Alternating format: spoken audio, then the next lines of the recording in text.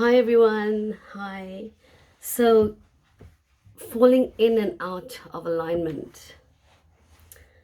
Um, just so you know that that's normal and that's 100 times a day. So, don't be phased when you just had a great moment and a great meditation or a great whatever, and you're flying high and you're not really attaching to the linear world, and you're feeling this lightness and this fantastic feeling that nothing really can touch you, and you're just thinking good of everybody and you're looking at the positive and how great things can be and the potentiality, and you're looking forward, and boom, that trigger, that person, that incident, that something hits you and you come crashing down. you know that's the name of the game, by the way. In alignment, out of alignment, in alignment, out of alignment, and this adventure is getting better and better and better at getting back into alignment. That's the journey, getting back into alignment. That's the journey. And I can tell you from experience that it's just been, I mean, I've found that so challenging over the years, because I thought, oh my gosh, I've got this, I understand, and I'm able to handle these people better in my life that have hurt me, that I have hurt, and etc., etc. And then when I don't, I'm on a high, and then when I hit the low, I'm like, in that drop, I think to myself, what is wrong with me?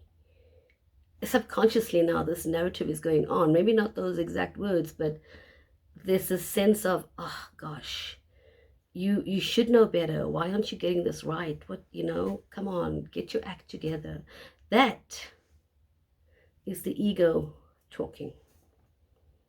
Pay it no mind. Pay it no mind.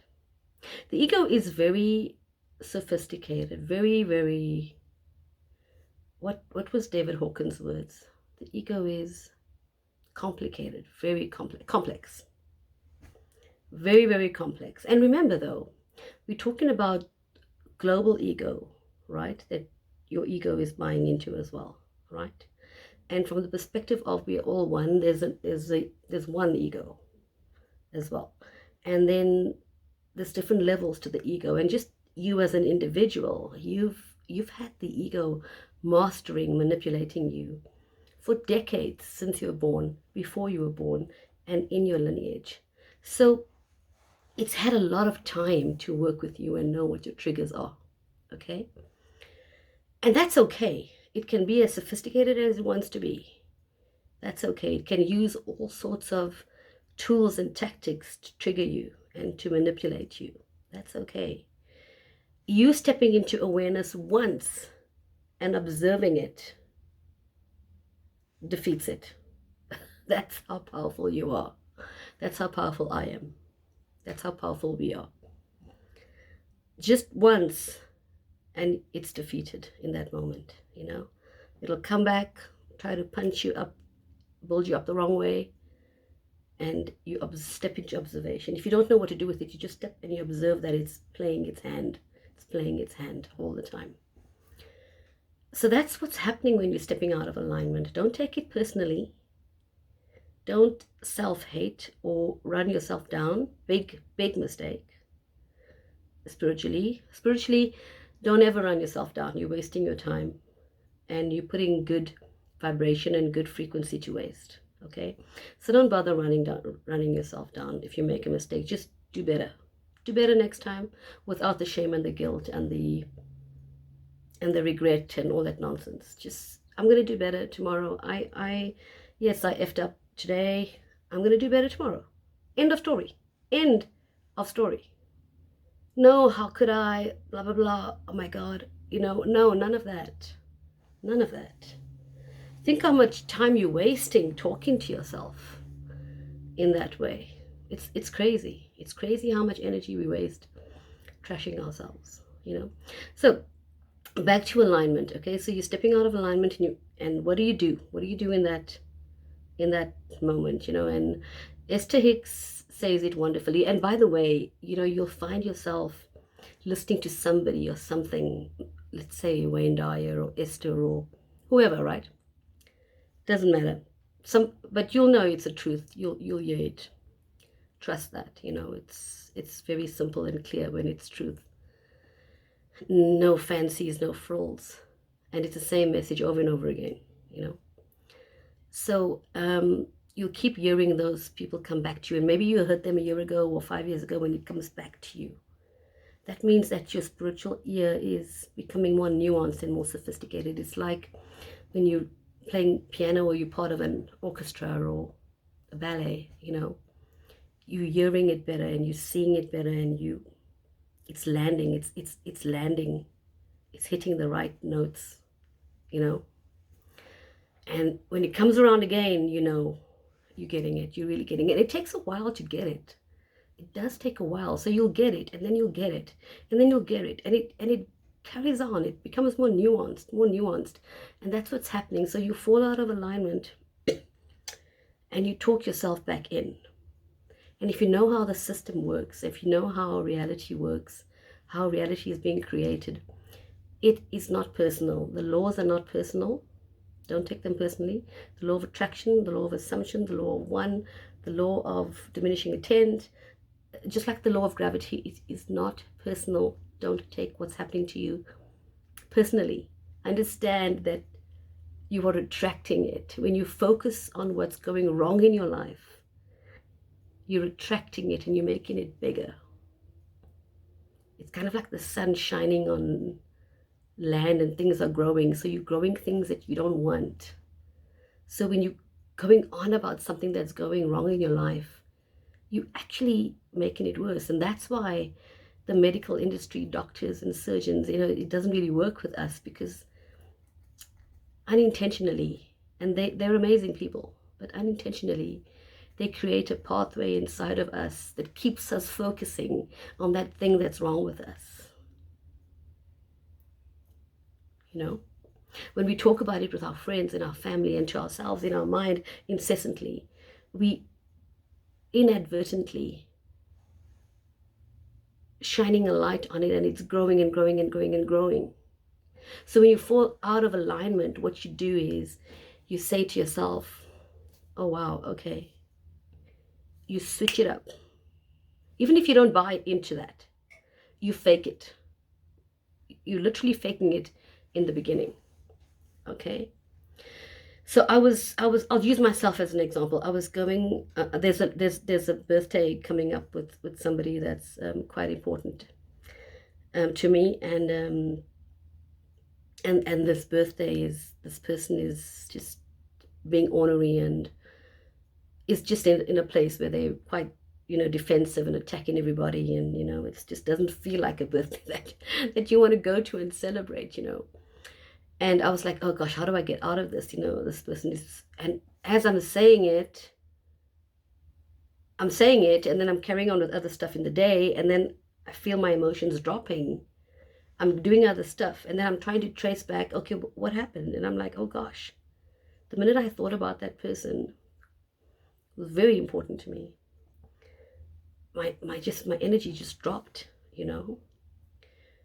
And because of that, it had a domino effect. I didn't feel like doing this, and I didn't feel like doing that, and I couldn't get my things off the ground, and I was out of alignment, because that is not how God feels about that person. That is not how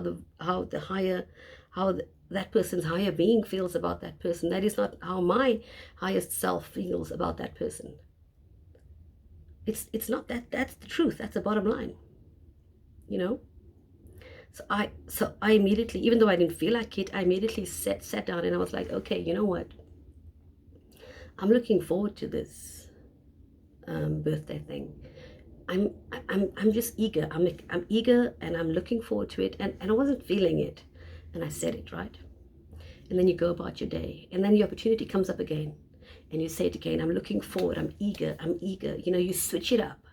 I'm looking forward to celebrating with them, to having a laugh, to high-fiving people across the table, and to having a drink, and just showering them with gifts, and getting that surprised look on their face when they see we've gone through all this effort for their lunch. And I'm looking forward to spending time and just you talk yourself back into it. You talk yourself, and then you move up, you move up, you move up, right?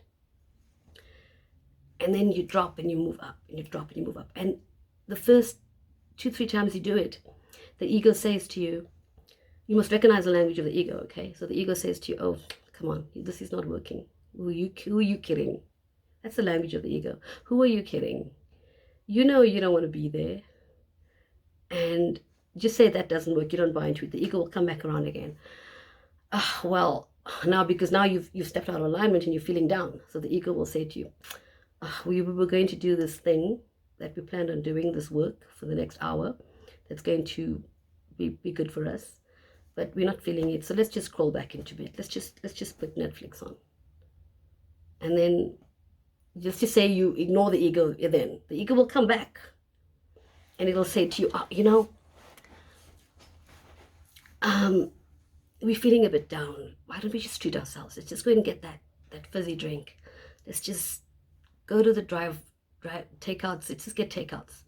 Unhealthy, fried in oil that does nothing for your system, and it blocks your communication actually with the field, And let's just say you ignore that and you do that. The ego will come back with something else.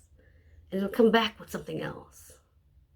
So don't worry about it. You just keep doing that. You keep doing that, and you'll step into alignment more and more. You'll step out, back in, out, back in. And you'll become so good at jumping out and in and out and in that now when the ego says, and you'll be like, stop, just stop playing. Stop it. You won't even take it seriously anymore. You won't even try to analyze where did that come from, because analyzing in the beginning is great. In the first stage of spiritual evolution, analyzing is great. Just to understand, where the pattern comes from subconsciously. Once you understand where the pattern comes from subconsciously, you don't need to do any of that anymore, because you're just shining a light on it. Now you'll be like, okay, I see the pattern. I'm looking forward. I'm eager to see these people. I'm eager to move to this house that I've been dreaming of. Even though there's no evidence, you keep saying that. I'm eager. I'm looking forward to unpacking into backing up in the new place. I'm eager to step into this new place. How the money comes, I'm leaving it to God. I'm eager to go to this job interview, even though there's no one calling you. Even though your CV has been rejected 5,000 times. Okay, let's not say 5,000, 500 times, I'm eager to meet these new colleagues. I'm excited. I can't wait to get started. I know I've got something to offer. I can't wait to have a laugh with my colleagues around the water cooler and going for lunch and just meeting up with different people, I'm eager to demonstrate my talents. Can you hear how different it is? Can you hear? So that's what it means by stepping back into alignment, stepping out, stepping in, stepping out. It's okay. It's not a big deal. It's why we're here. Okay.